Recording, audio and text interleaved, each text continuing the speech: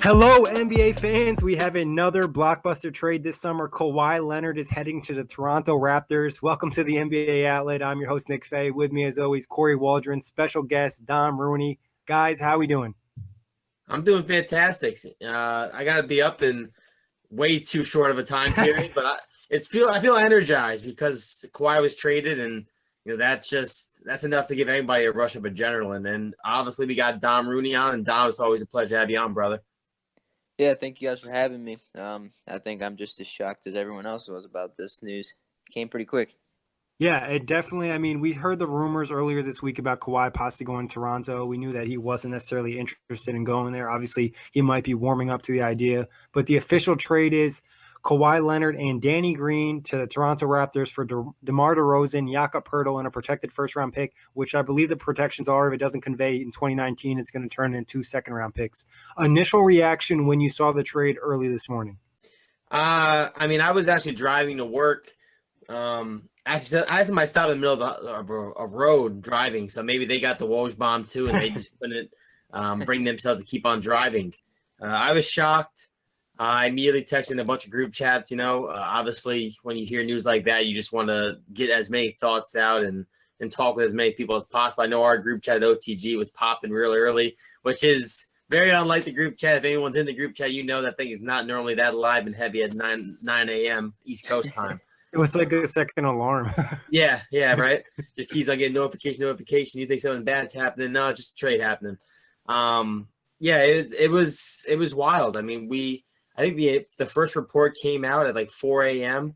And a lot of people missed this, but at 11 o'clock I was at the gym and I watched DeMar DeRozan's story, and he actually pretty much gave it all away. At like 5 a.m. he was posting stories saying there's no loyalty in the game. And everyone will know soon enough. And then, a couple weeks ago, he deleted every single picture off his Instagram, and that was quote unquote just because. I think this DeRozan knew the writing was on the wall secretly all along. And then once he got word last night, I think he kind of just, finally had enough and started posting about it. But absolutely wild. Before you go, Dom, just a quick note. Zach Lowe posted in his piece that they told DeMar in December that he could be the Kobe of Toronto and bring them the championships and all this great stuff, and then they just flip him for Kawhi recently. But, Dom, what was your reaction to the trade?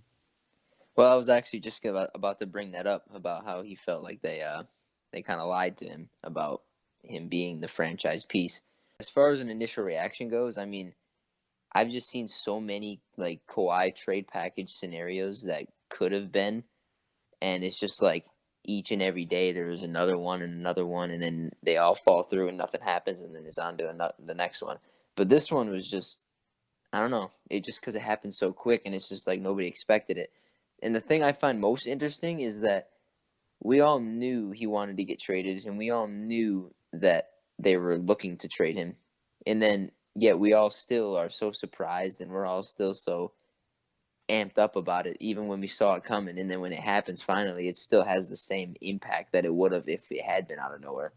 Yeah, no, it's kind of like LeBron going to the Lakers. Like, it was rumored all summer, early in the summer, and then it actually happened. I think going to the Raptors, we saw the rumors. We just didn't really know what the package was. And it seems like this kind of sends some different messages for the Spurs and for the Raptors. But what was your initial, what are your thoughts on the actual trade? Obviously, the Raptors getting Kawhi Leonard and Danny Green, who can't be slept on. He's a solid role player in this league. And then as well, DeMar DeRozan, Jakob Poeltl in the first-round pick going to the Spurs. Yeah, I think we look at it for the winners of right now. The big winners, right? I think both sides at the end of the day won today's trade. How they play out long term, that's a different story. But right now, the Spurs won in essence because they got rid of Kawhi Leonard, who didn't want to be there anymore. He was definitely going to walk at the end of the season. They got a all-star DeMar DeRozan, who's locked up for the next 3 years. Jakob Poeltl, wow, Poeltl, good job, Kory. Here's one pause. I have to address this because this is funny. I was actually watching Greg Popovich give his end of year talk after the trade happened, and he said Jakob so much.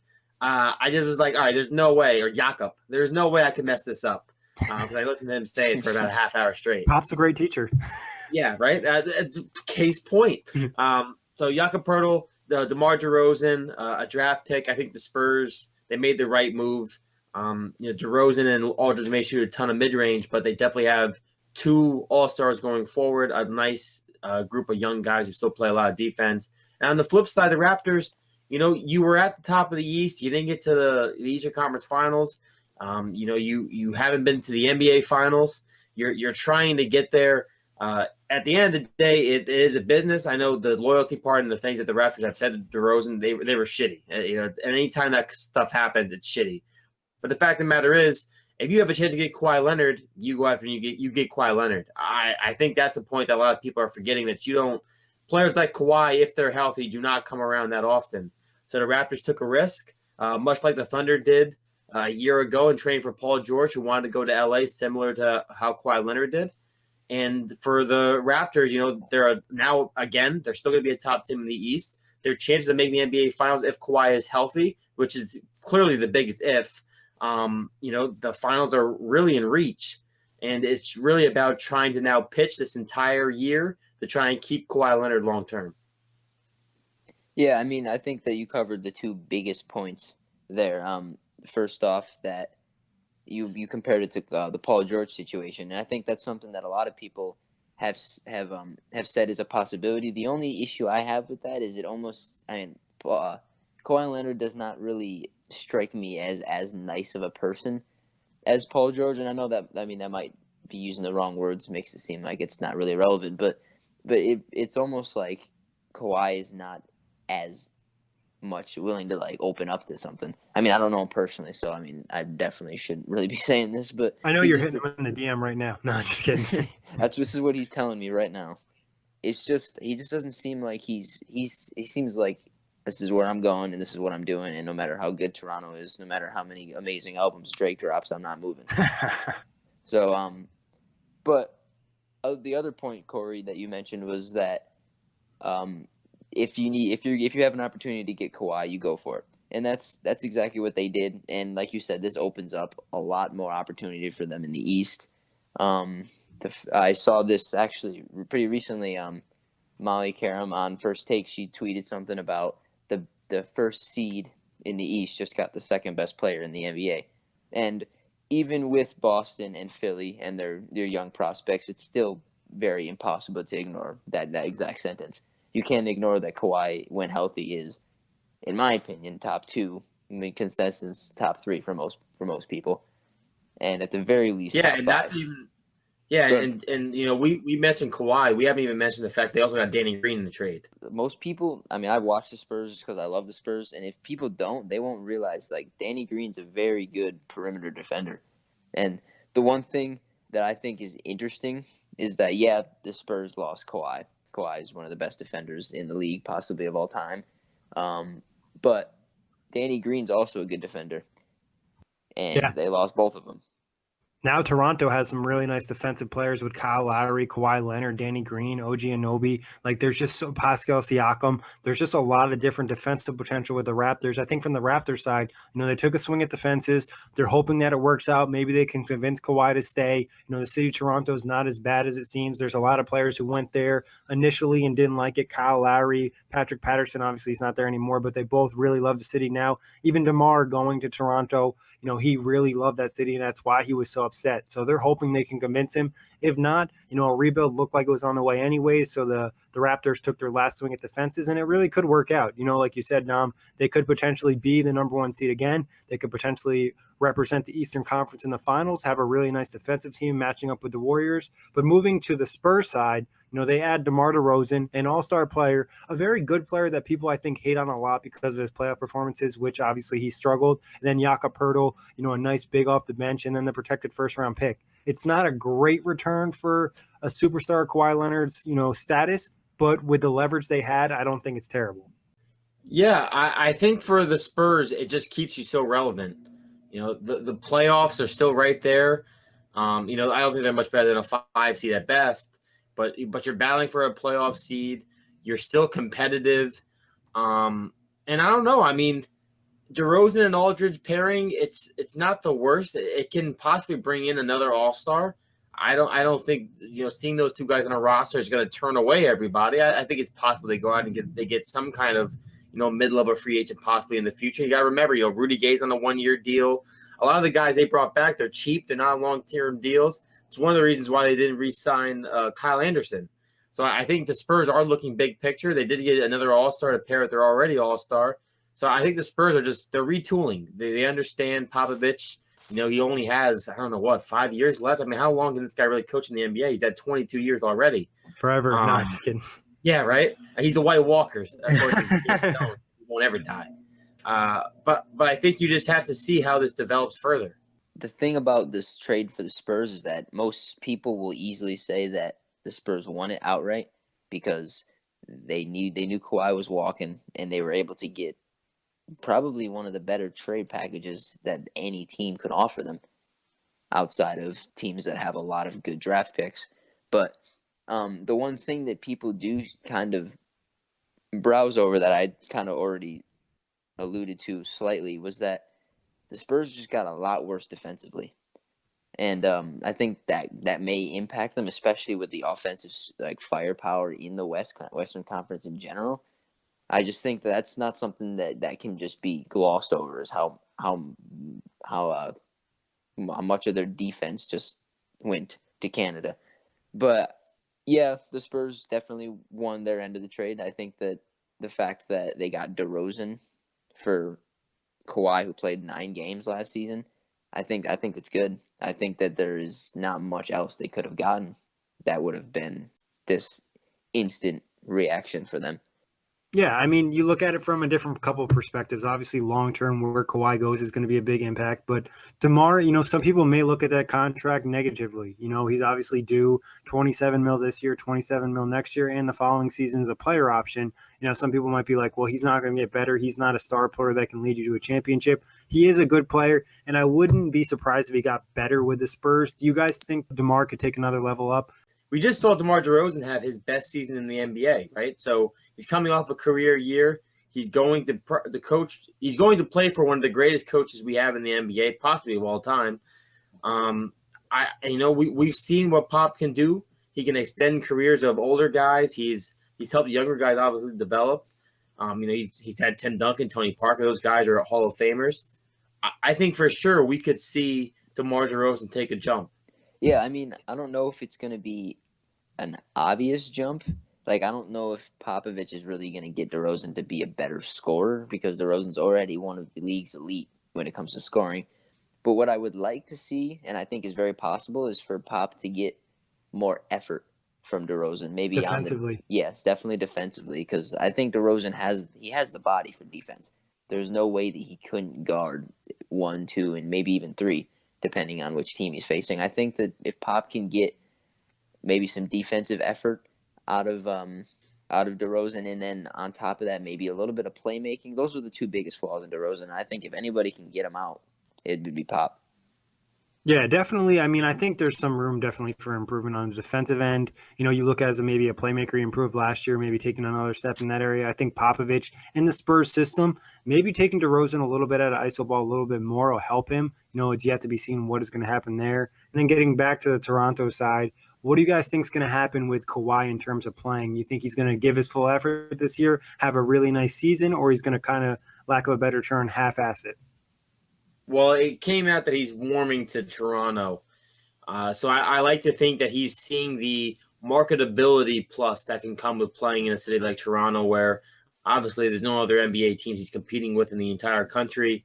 If you're successful, if you're a star like we know he is, the country could really grab around him. Kind of how Drake is. Drake is an icon, a hero to many people in Toronto. Right.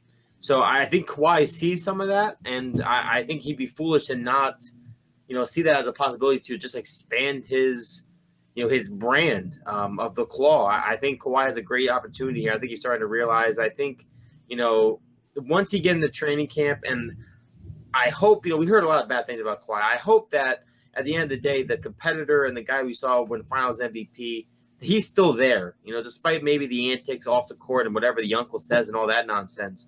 That when it comes to business, Kawhi Leonard will still be, as Dom mentioned earlier, the second best, the top 3 consensus best player in the league. Right. One hot take I could give you is it possible Kawhi Leonard's uncle is actually LeVar Ball? That'd be mad funny, but I don't think that's the case. No, probably not, but it's more or less the same result. The thing about Kawhi right now is, as you said, Kory, we've heard so many awful things about him this past summer, and before this whole quad injury issue, Kawhi was one of my favorite players in the league, and not to say that he isn't still. It's definitely like a tainted image at this point, and I think he needs something to just give him a chance to show that he's still that guy, even especially without Tim Duncan and all that and all those Spurs legends. Moving on, though, from there, what would be your prediction for the season for each team? Just real quick, you don't have to give a reason why. What do you think is going to end up happening with the Spurs? What's going to end up happening with the Raptors in terms of seeding, playoff, what? So, I mean, when you're looking at how this team plays out, if we're playing, predict ahead and what if and how things will end up, I think the Spurs are between a 5 and 8 seed. I think they win probably over 45 games. They're competitive. They're a nuisance to any team. One of the teams that, maybe gives the Warriors or the Rockets some kind of trouble. Nothing much, but maybe, they win a game, kind of like how the Spurs did this previous year. And then on the other flip side of things in the East, the Raptors have probably, if things go right, if Kawhi is healthy, their best chance to possibly make the NBA Finals. They have a new coach. We have to see how that works out. But for the Raptors, who were the 1 seed last year, it's, for them, you have to think the 1 seed is still right there right there for the taking to have back-to-back Eastern Conference titles. As far as regular season titles. Sorry, they didn't win anything in the playoffs. I think as far as the Spurs go, I think that they will continue. Well, not continue. They will have to restart their at least 50 win season going into the playoffs. I think that they would have done it this year, and they almost did without Kawhi and with DeRozan stepping in to kind of fill the shoes that Kawhi wasn't. I think that can bring him back to their 50 wins. But as you said, Kory, I think it's a 5 to 8 seed at best. LeBron's in the West now.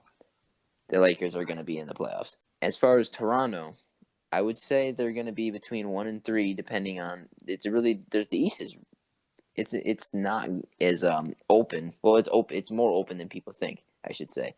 I think the Pacers are on the come up. I think the Bucks are definitely going to be on the come up with a new coach, but I would predict a 2 seed and only one or two games behind whoever's in the 1st seed. That'd be my prediction for Toronto. I think you guys are pretty spot on. As Spurs, they're going to be better in a sense, scoring-wise, but like you mentioned earlier, Dom, they're going to lose some defensively, maybe pop and get more out of DeRozan, but the West is so tough. They're still going to be a nuisance to play in the playoffs. And for the Raptors, the sky's really the limit. If Kawhi buys into the Raptors and believes in them and all these young players take another step forward, we could see the Raptors in the finals as well, and this could be their best chance of getting to the finals. Even if Kawhi was to leave, it's still like a shot at the fences. Like I said before, for the Raptors, they were kind of getting ready to enter that rebuild in a year or two anyways. Now Kawhi leaves, they just go a little bit sooner than anticipated. But any last thoughts on this trade? Go ahead, Dom. One last thought. It was the thought that I'd forgotten while I had the floor earlier. Is that after all the rumors about LeBron and Kawhi teaming up in LA, and then the one did come out about how Kawhi was not interested in playing second fiddle to LeBron. And as we do know, LeBron is going to be in LA for at least 3 years. So that may be a lot less enticing than it was at the beginning of the offseason. So there is a chance that Kawhi may decide to stay in Toronto. Yeah, I was just going to say that if you just looking at the Raptors roster now, they have a lot of guys who can do a lot of switching on defense, which I think they're getting better at. And a couple of years ago, they struggled at 3-point shooting. They also have now more 3-point shooting and getting Danny Green. So I think the Raptors, final thoughts, did become, I think, a more rounded team if Kawhi's healthy.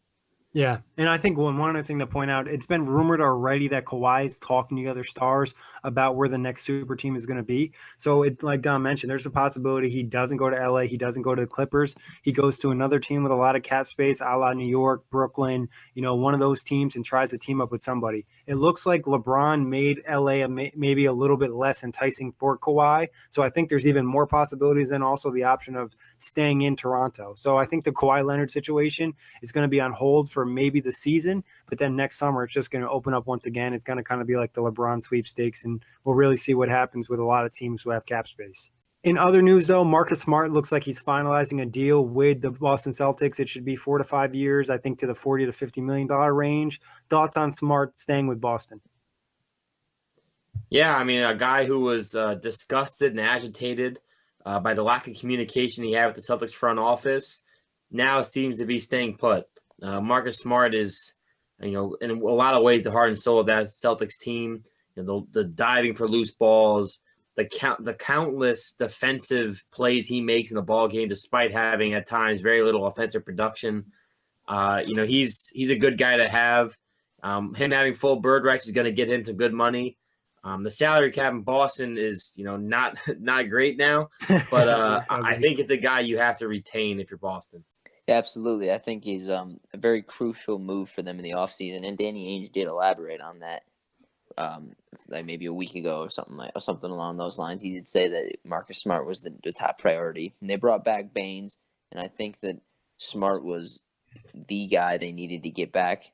Celtics are just going to be looking to run it back, and I think Smart is one of the biggest, if not the biggest factor to their success coming forward.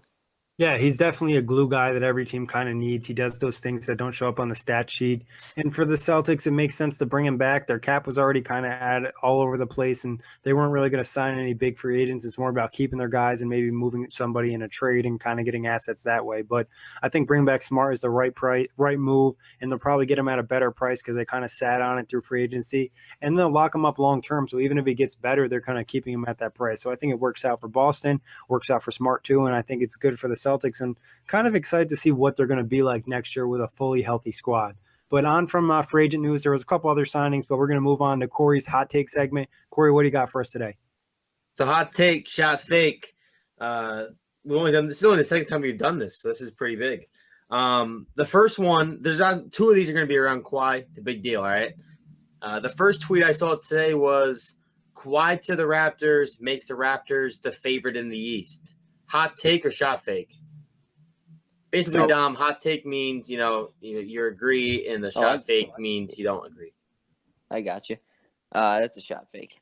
Yeah, I think I'm going to go with Dom. It's a shot fake as well. I think if Boston's healthy, they're the clear favorite just because they have so much depth. They've had all these all-stars on their team. Kawhi is great, but we've yet to see him come back from injury. We saw Boston already in the Eastern Conference Finals with injury. Now, with a healthy squad, they could be a lot better. And then on the Raptors side, they did lose DeMar DeRozan. They add Kawhi, but we don't know how interested Kawhi is in the Raptors. So I think I'd give Boston the nod for number one, but that could change as the season progresses. I actually think that Toronto would lose 7-game series to Philly. There's my hot take in response. Yeah, I'm with you guys on shot fake. I don't think it makes it that much better. Yeah, I mean, I think it makes them better, and I think they could be really dangerous in a playoff series, but I have to see Kawhi. He literally didn't play an entire season. Like, Gordon Hayward didn't play an entire season, but to be honest, it doesn't quite matter as much. Kyrie played most of the season. He had a surgery. He's probably going to come back, be pretty much the same player. And like I said, Boston already got far enough without both of those guys. Eastern Conference Finals, I'm more confident in Boston squad than I am in Toronto squad. Yeah, for sure. So the next tweet, sticking with the Kawhi, despite Kawhi coming, I'm going to read the tweet verbatim. Despite Kawhi going to the Raptors, this does not change my mind that next year the best player in the Eastern Conference is Giannis regardless. Hot take or shot fake? That's a hot take. So you're agreeing, Dom? I almost kind of agree. See, this is like, I wish I had like an in-between one right now because I think it's a tough one. This is a tough one. I agree, absolutely. Like 100%. No doubt. I could see the hot take in it where you're agreeing because Giannis is going to take another step. But if Kawhi gets to that level, he is proven to be better as a two-way player. like Giannis still has to prove defensively consistently that he's better than Kawhi, which he hasn't done yet, but he can do. And then Giannis obviously has to improve his jump shot, which Kawhi already has a proven jump shot. He's a 3-point shooter. So I'll say shot fake for right now, but if Kawhi isn't fully healthy, then I think Giannis will be the best player in the East. Yeah, I do kind of take that as more of a question for the future because I've always thought Giannis, with the exception of Anthony Davis, Giannis is the future face when LeBron and KD are gone. Yeah, I think it's a shot fake. I think if Kawhi's healthy, like you said, Nick, Kawhi is still the best player in the East, hands down, despite the injury. Yeah, I think this is somewhat of forgetting. This tends to happen. Obviously, Kawhi missed an entire season, so it's more likely to forget that he is one of the best players in the league when healthy. It's just that we haven't seen him healthy in over a year. Well, there are other players that would be involved in that discussion as well, depending on how they break out. Honestly, I don't think so. I think personally, I think Giannis and Kawhi are number 1 and number 2. Maybe you can make an argument for Joel Embiid to get up there if he takes his game to another level. But I think, like you said, Giannis has that freak potential to be the face of the league, and Kawhi's already a proven MVP candidate. Who would you have in mind as being in contention as well? Because, I could see people mention Joel and Kyrie, but personally, I think Giannis and Kawhi have more a bigger skill set. The only other there's 2 people. John Wall and Victor Oladipo, and that's just because I think there's a level that they can get to. It's just I don't have evidence to back up that it could. It's not likely, but I do believe that they have the ability to, if put in the right situation. Wow, Kory likes you a lot more now. I think Victor Oladipo is a top 5 player in the East. I don't know if he's that high already, but he's definitely coming. I had another hot take shot fake, but I guess I didn't save the screenshot, so I only got those 2. So you got to make one up on the spot. Ooh, okay. Let's see. DeMar DeRozan is an all-star in the Western Conference this year. Hot take or shot fake?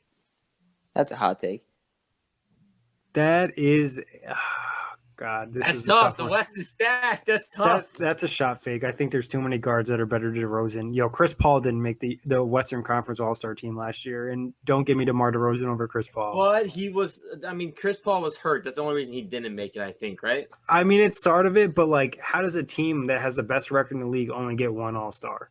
Yeah, you're right. Wait, you're forgetting though. It's not. I'm assuming they're going to do the same format as they did last year, though. So they I don't remember how the voting worked, but the voting still works East and West. They didn't change that. Yeah, it's just the teams are different. People are advocating for them to change it to East, a free for all, like whoever's the best player makes the All-Star team, because it does have implications in terms of contracts.